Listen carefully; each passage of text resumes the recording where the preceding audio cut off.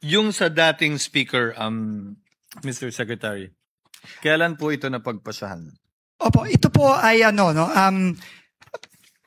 siguro po mga ilang linggo lang, itong nakarang ilang linggo lang, base na rin sa mga nakuhang ebidensya ng DPWH at dokumento ng mga proyekto ng SunWest Corporation at ng iba pang korporasyon ni former Congressman Zaldico tulad ng High Tone Corporation across many years, Mr. President, no? At base na rin ito dun sa naging sworn testimony ni